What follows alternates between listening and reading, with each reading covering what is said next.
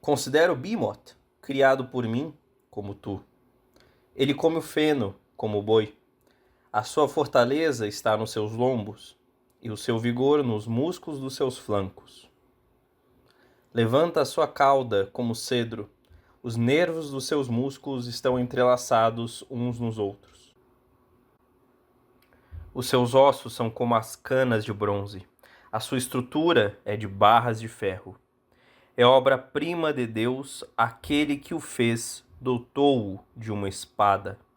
Os montes produzem-lhe ervas, e todos os animais do campo vêm retouçar ali, junto dele.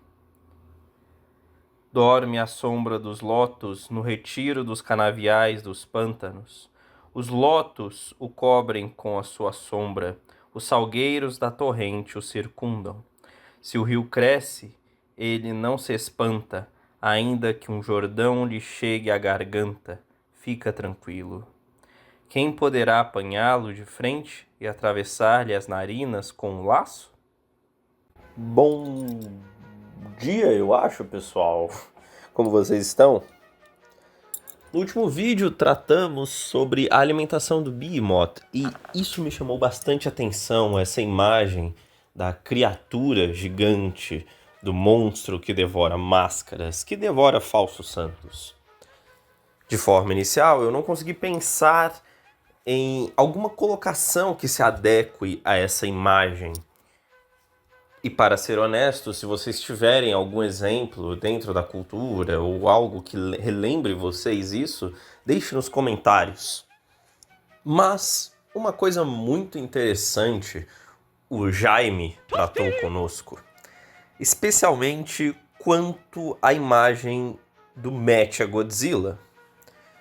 Eu pessoalmente ainda não assisti o filme.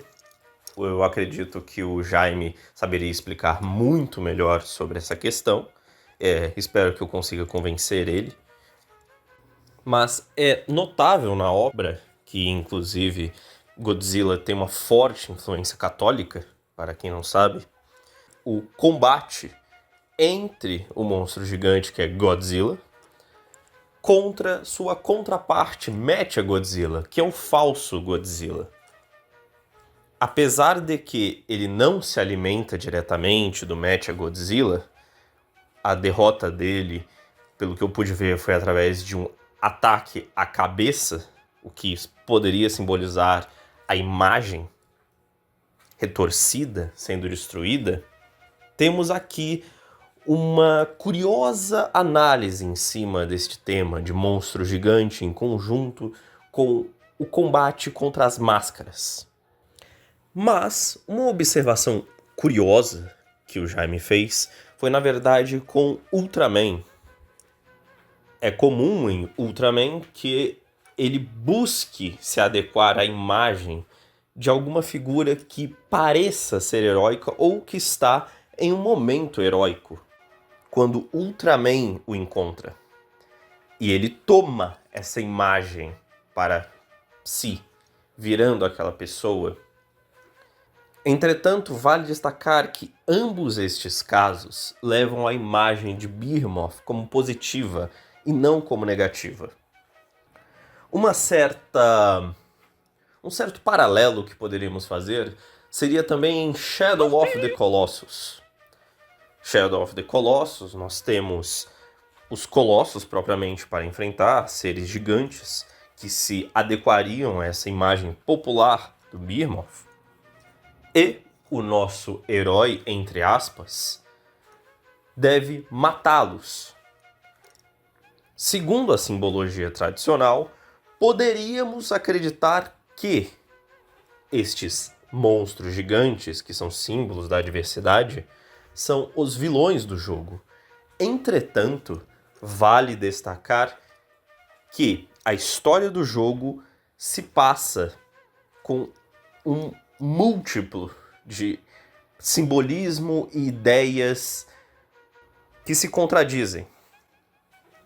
Dormin, que um clássico ao contrário é Nimrod, é uma espécie de demônio naquela mitologia que foi aprisionado e repartido em diversas partes pelo pela figura de sacerdote daquele mundo. Esta figura de sacerdote, inclusive, utiliza uma máscara, o que é curioso para essa imagem do falso santo. Por outro lado, esta figura também faz um sacrifício humano, para justamente tentar conter um grande mal do futuro. Esse sacrifício humano é justamente a mulher que o nosso personagem, o Vander, tenta ressuscitar através de um acordo com Nimrod. Ou Dormin.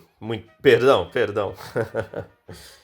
Pois bem, nosso personagem, que seria o herói, dentro daquela ideia, sai e começa a caçar as partes deste demônio que ganhou vida, que virou diversas criaturas gigantes. Ele, inclusive, esta figura menor, o Vander, começa a se alimentar dessas figuras maiores.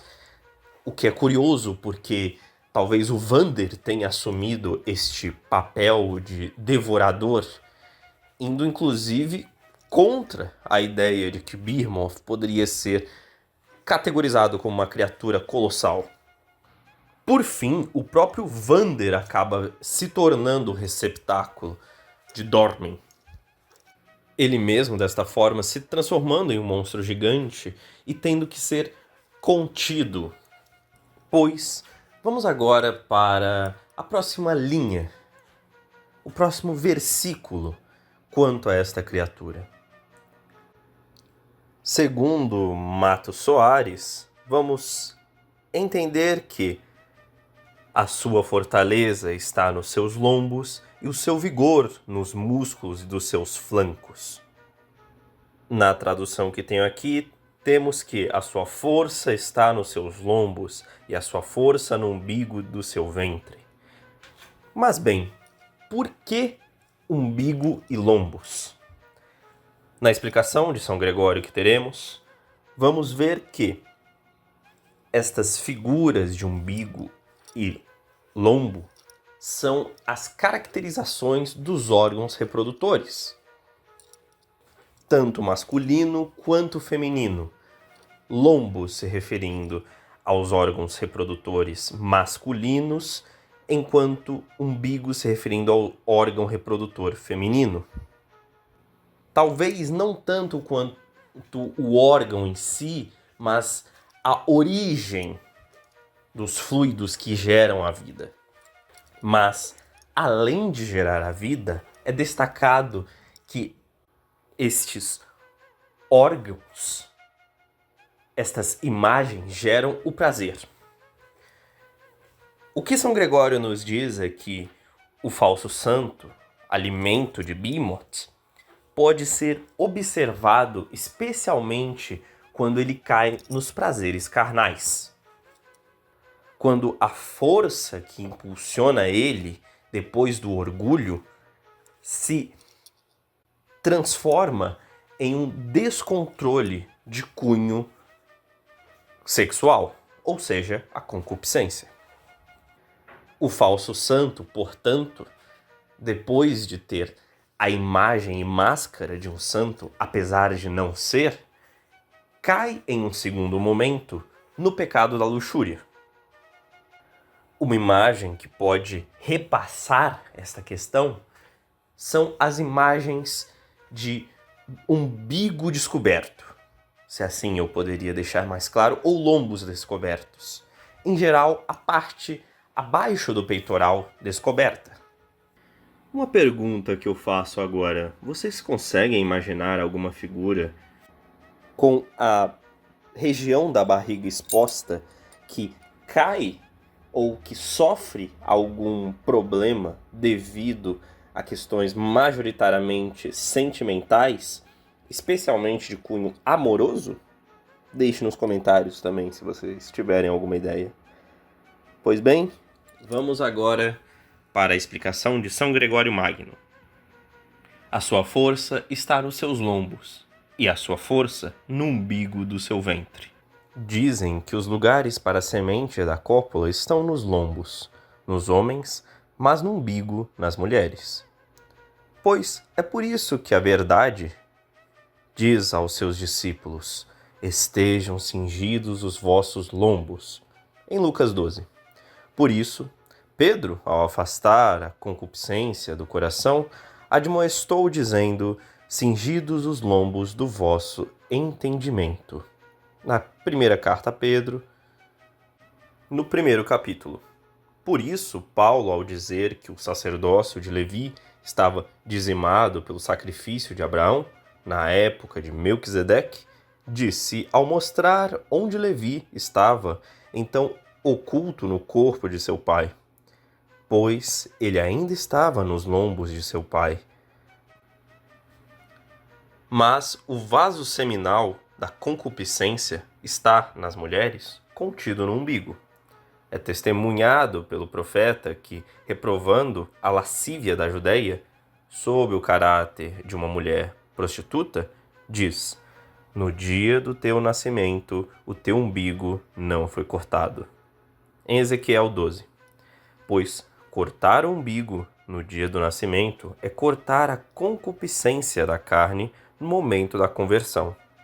Pois, sendo difícil corrigir os maus começos e moldar em uma forma melhor as coisas que antes eram mal formadas, a Judeia é censurada desde o seu nascimento por ter, enquanto nascida de Deus, mantido o umbigo intacto, porque não cortou as frouxidões, fluxa, da concupiscência. Portanto, visto que ambos os sexos são gravemente vencidos pela enfermidade da concupiscência, através do poder do diabo, diz-se que sua força está em seus lombos, contra os homens, e sua força em seu umbigo, contra as mulheres.